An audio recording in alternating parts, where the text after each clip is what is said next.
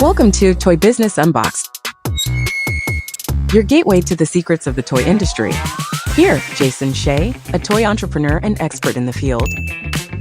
Every product we develop is really inspired by some of the real life experience that we have with our son.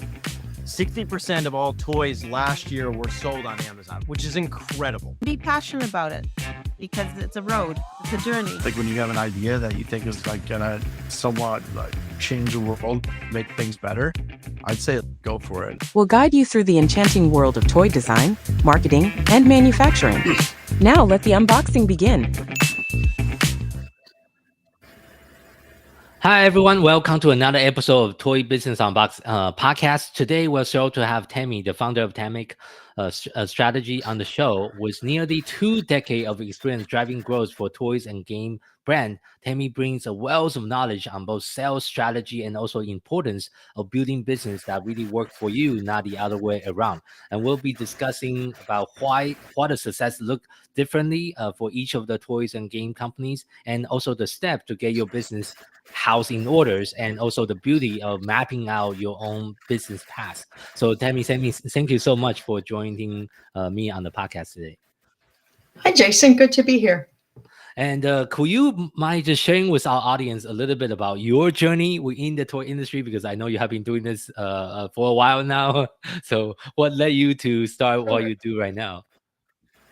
Actually, it was, one of those serendipitous things where I grew up in a family we played a lot of games as a kid, and I happened to be in a play group with my now 29-year-old when he was 3. Oh, wow. And yeah, with someone whose husband, she and her husband decided to launch a game business, and she remembered that I had a sales background. Mm-hmm. So they invited me in 2006 to work toy fair booth for them. And I did. And then several months later, they offered me a job, and I began working for a startup game company, and we knew nothing, and really just learned by doing, making mistakes and growing, which was actually one of the best experiences of my life, because being in a startup is exhilarating. And learning through sitting at the table, whether it was sitting at the marketing table, the sales table, the inventor, the product development table, working in the warehouse. I've unloaded containers. I've shipped invoice products. I've hired sales rep groups. I set up Facebook pages, the whole thing, and how to do trade shows. And we learned a lot along the years. Yeah, for sure. Yeah, that sounds like a many different aspect of the business that you have done over the year, and you have helped a lot of different companies grow.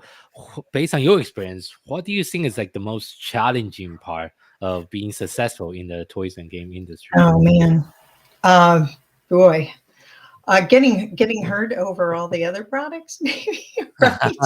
There are a lot of products out there. I think really the biggest challenge is getting people to know you, to get to know you, to understand you, set that internal, industry first.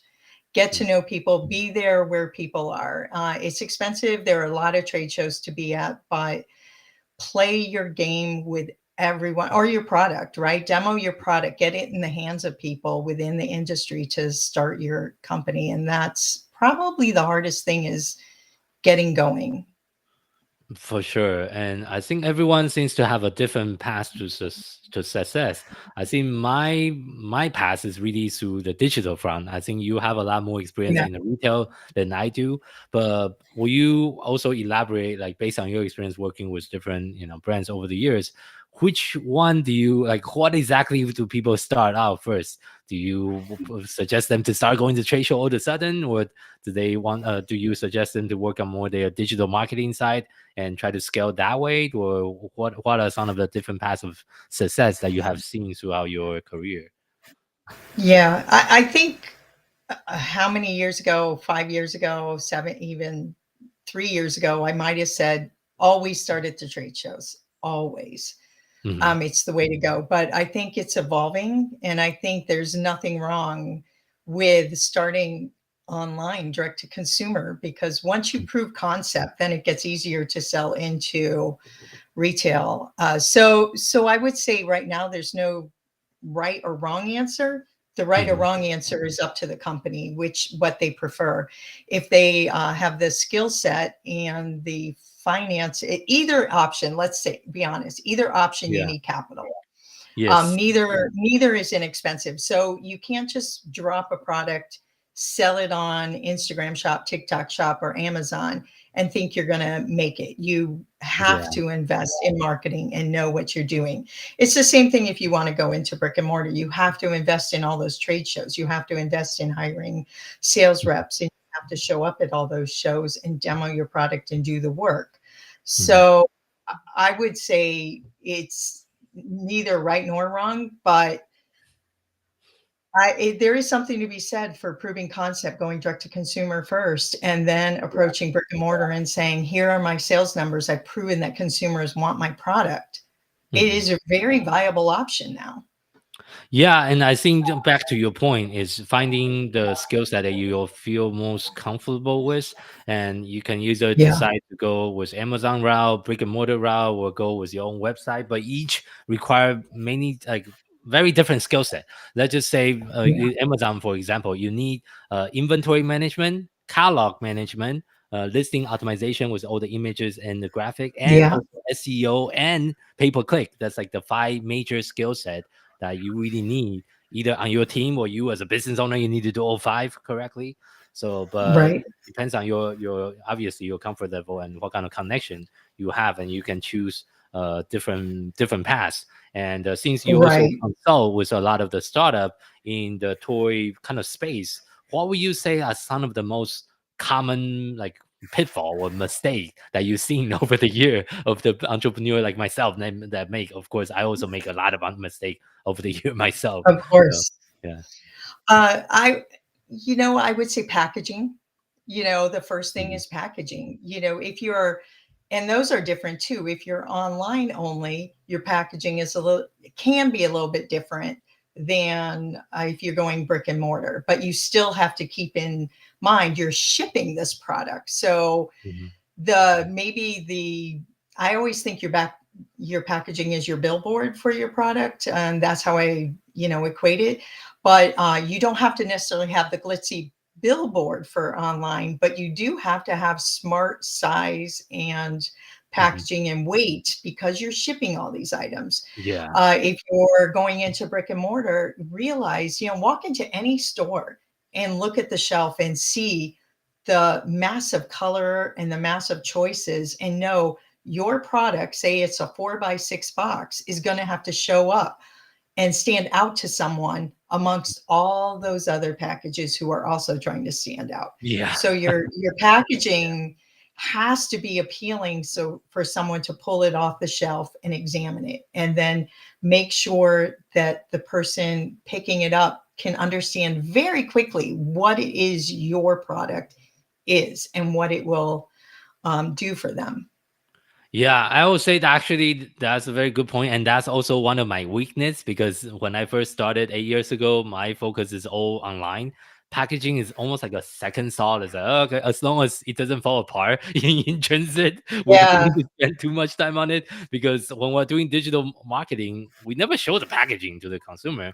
They just get it, once they feel the other image video. We don't really showcase the packaging as much. But if you have excellent packaging, you can definitely incorporate it in your marketing message and make it look more giftable potentially, especially for the holiday season. But I think there's different strategy involved. And just like you mentioned, packaging for retail store is going to be very, very different than design and packaging for like online marketing, which is right. And then taking it the next step further, you have to understand that if you're selling into brick and mortar, you are selling, how many units are you selling? So are you selling in units of 4 or 6 or 8?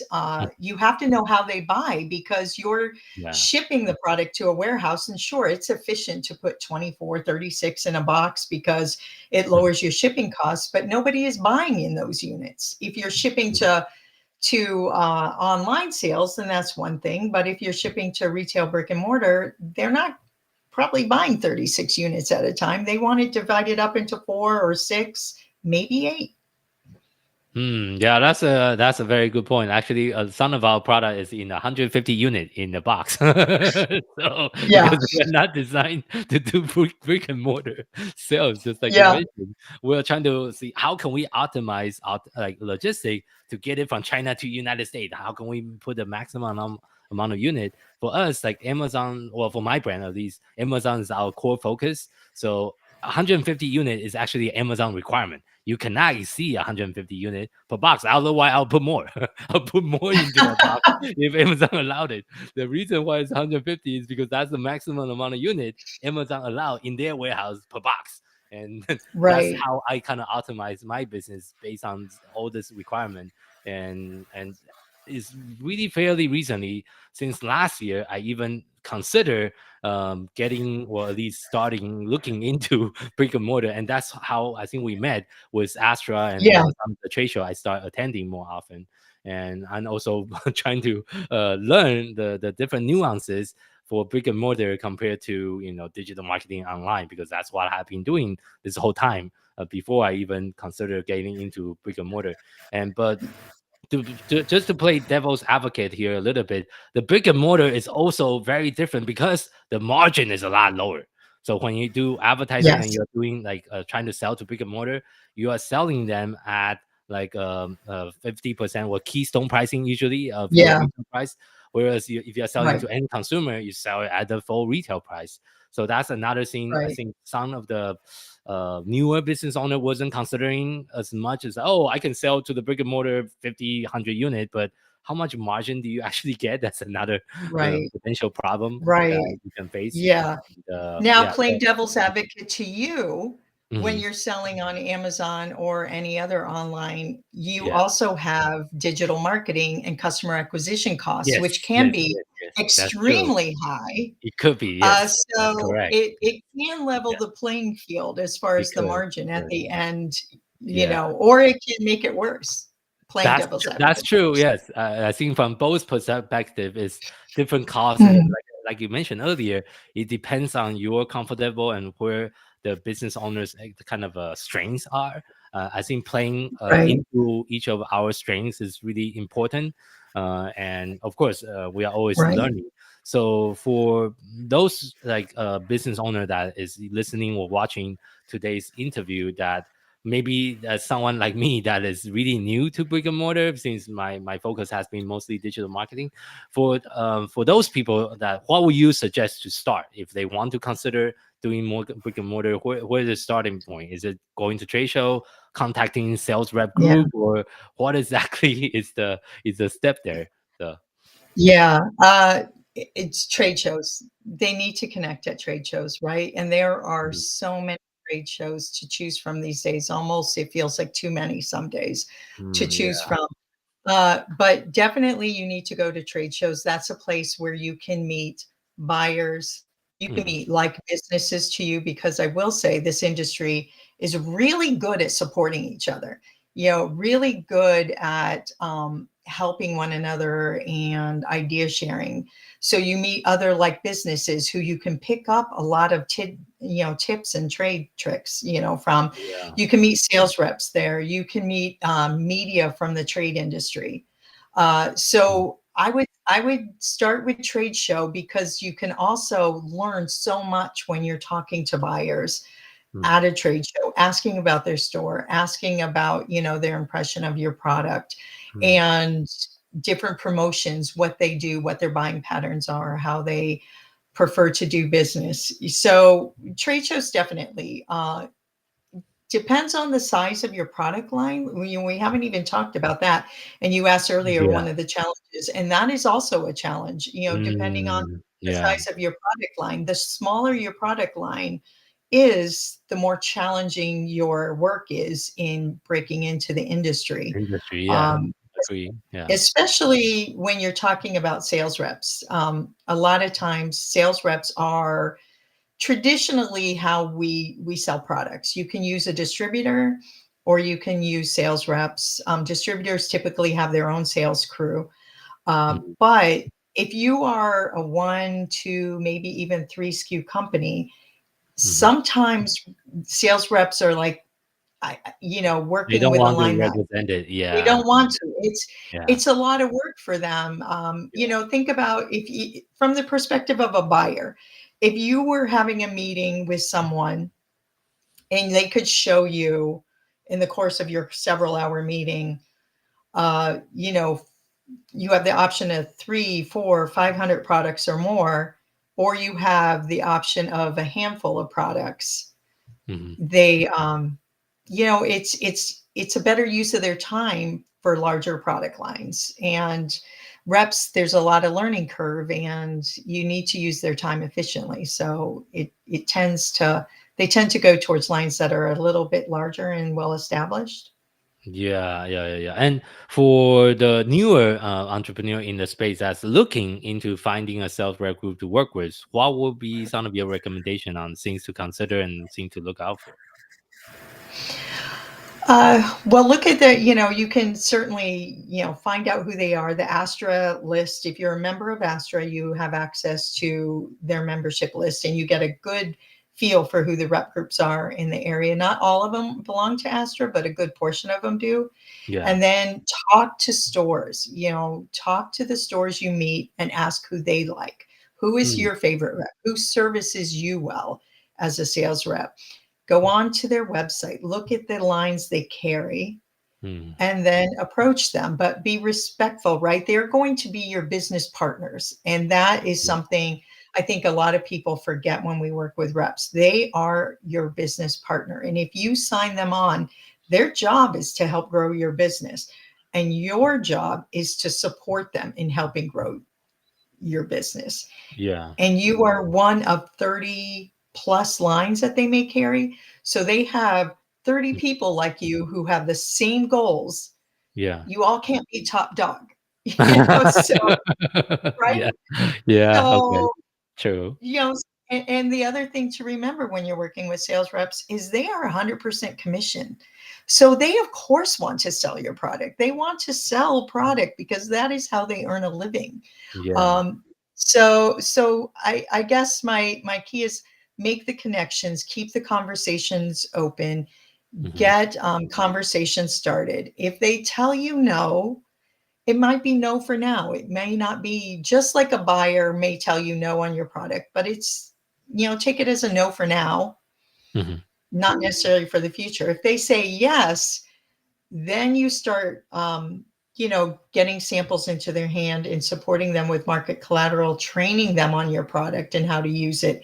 And then you have to start the marketing to the end consumer and the shows or the stores, sorry. And you have to do your part in pushing your product off the shelf and pulling it off the shelf. I see. And do you usually send out free sample to the rep group and the rep group give out the sample to the store, or what is the initial requirement usually look like? Yeah, you can do either one.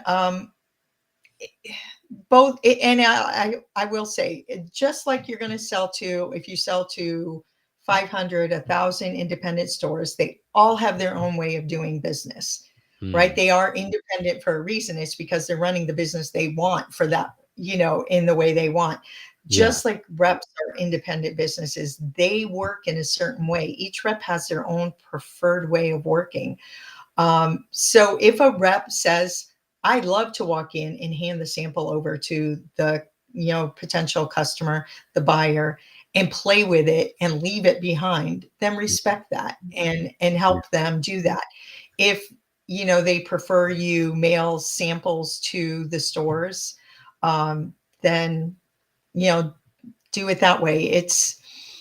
And I know it's easy for me to say that because you can't always do it both ways, but you try to accommodate the greatest number of people you can with the way you're doing it. You're not always going to please everybody, but you try to find that path that makes enough people happy.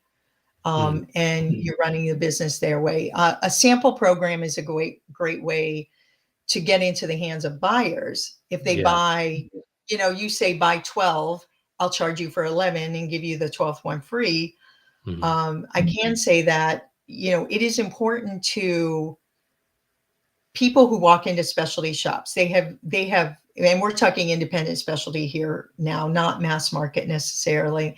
But it is important for them. They're telling us through research that it's important for them to see the staff playing with games and playing with toys and having them out. It indicates to them that the people who are working in the stores know what they're doing and they care about play, and they are trusted to give them advice on play products. Now, sales reps, can they have a sample of everything? Probably not. Like, think about how many products are in each of the catalogs they have. If they had to have one of every product, that's a lot of products. So I think then, a big chunk. A big chunk. So you may, find that balancing act between, you want them to have your best sellers. You want to know which products are new, and you want to really give that extra push. And profitability is important there. Like, know where your profitability is on all this when you're giving out samples. And also find out how which samples the reps want, which product in the line is talking to them. Because if they have certain products in your line that they absolutely love, they're going to sell those products first and best. So make sure they have them. Yeah, having like so it's a balancing act, right, of all those things. Yeah, for sure. So, and I know you do a lot with the brand you advise. Can you talk about if people are looking for some help, they're kind of in the beginning stage of trying to grow their toy and game businesses? Okay. How can you help the people that's listening? Okay. Well, I do several things. First and foremost, I would say a business coach / consultant. So I really about boosting your profit and setting growth strategies. I'm all about planning and strategies. If you don't have a plan in check, then you're kind of just letting things happen. Really, I'm a believer of you running your business, not the business running you. Right. So first and foremost, but I would say to someone, specifically businesses at either two stages, young businesses who are in that roller coaster ride of launching their business in the first year, 2 years, whatever the case. And it feels like their hair's on fire all the time. They're just enjoying the thrill of the ride, because it is a really fun time in your business, right? You feel crazy and you're running around like your hair is I on feel fire. like that roller coaster never ends. I've been doing this for 8 years. I feel like I'm still on a roller coaster. But it's a different roller coaster. So, or you do get to that point where you feel like you've gone through that first section of the roller coaster. Now you've kind of figured the ride out, and you're like, okay, I can fine tune this ride. I can do it a little better. There are things I'm missing on the ride that I can get. So that's kind of where to call me and say, what can you do to help me? And we can talk about different things like your strategy. We can talk about analyzing your financials versus your sales and setting a plan in motion so you can both boost profitability, know where your cash is coming from, right? And know what products are being a drag on your business, and set marketing and sales strategies to that, right? And really look at those numbers and use those numbers to your advantage. And then also the storytelling of your company, right? You need to be able to talk about your company in a way that's compelling and puts and talk about your products also that is compelling and really isn't about you. It's about them. It's about the people who are going to be selling and buying your products. What does your product do for them? And it's not about, well, I've been in the business and I wanted this and I. It's about you. I'm just here to make you better. I'm here to help you. Right. And you're not the main character in the story of your business. It's the end consumer is the main character. And so it's about storytelling and using that in your sales and marketing. So I would say reach out. I do one-on-one coaching. I think I had mentioned to you, Jason, that in January, I'm launching a small business masterclass where we're going through those 3 steps of launching or, analyzing your business. Please share with us more information when that's ready. I'd love to share more. So in January, I'm launching, and I'm only taking 3 businesses in the first class. So I only have 3 slots open. And the idea is we're going to transform your data into dollars and let your bottom line flourish. So we're really doing a deep dive analyzing financials and sales information to set smarter marketing and sales strategy. We're going to elevate your internal business narrative, meaning to your inside team, we're going to set some economic goals. We're going to set not only, a mission is great. I'm here because I want to, expand play or I want to offer children this. That's all great. And I'm all for it. But if you don't have economic goals that are going to drive your business and grow your business as part of your mission, you're missing out. And then you have to have the how, the when, the what. So we're gonna drive all that. That's the second part of the class. And the third part of the class is that science of storytelling and how learning how to tell the story and how to use it to increase your sales and marketing. I see.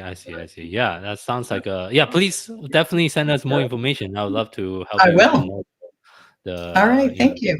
Of course. And what other advice will you give brand founder that feel like they're working in the business all the time rather than working on the business? Business. Yeah, even I do that. And every time I have to stop myself and say, wow, I haven't worked on my business in a while. So my advice is really you need to know where you want to go. And you have to figure out what steps you have to take to get there. Set some actionable items, set deadlines to those items, and then set some type of accountability up for yourself. Because if you don't, it's like if someone said to you, Jason, where do you live? You live in California, right? Phoenix, Arizona. Yeah. Phoenix. Okay. Someone said to you, I need you to drive to California, but you have no sense of direction. You have no GPS and you have no maps. And someone said, get in your car and drive to California. You would just be driving around randomly, hoping you're going to land in California. You have to have a roadmap and a plan, and you have to have, things in motion and deadlines. So I would say, really sit down, take the time, whether it's, an hour once a week, or it's an hour every morning before your workday starts, and start to really map out where you want your business to be at a certain end of period of time. And then how are you going to get there? And then set the accountability in place. Yeah. And one or more thing, hire someone like me to help you hold you accountable. Yes, actually, that's what I was going to share, because one of the exercise, a business exercise I have did multiple times over the year is it's called Delegate and Elevate, which you list down all your recurring tasks, daily, weekly, and monthly tasks, and try to figure out what are the tasks you don't want to do anymore that you can either eliminate, automate, or delegate to other experts like yourself. Because we as a business owner, the most precious resource is always time.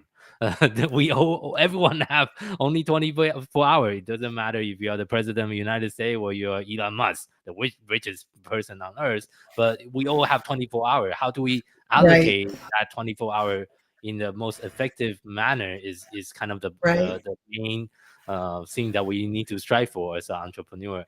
And working with someone like yourself that has been in the industry for so long can really help shortcut some of the mistake and really save a lot Right. of the time and the struggle on try to figure all these different things out Yeah. yourself. So I think that's Yeah. one of the advantage. So Yeah. And to that point, there is only so many hours in the day, and we want everyone to have like an outside work life, right? You do need to have the outside life. Most of us have families and friends and things we want to do outside of work. So sometimes it is actually about looking at what is driving your business and the economics of your business and making you money at the end of the day, and which are not. And if you don't have time to do those ones that are not driving your business, then you need to your point, you either need to delegate them or you need to prune them. yeah.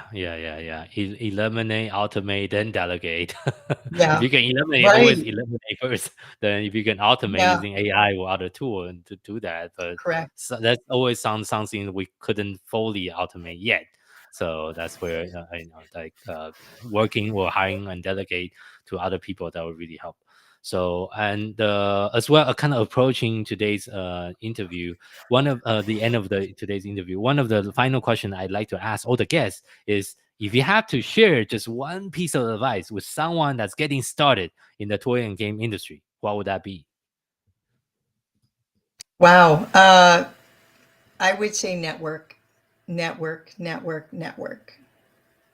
Because I can't tell you how many times I have come across something, and I need to ask, someone something, or I need opinions, or something has stumped me, or it's just something fabulous has happened. I need to share it with someone who understands, and you Yeah. have a network to lean on. So really don't be an island, get to know people in the industry, support them, they'll support you. It's really a terrific industry to be in.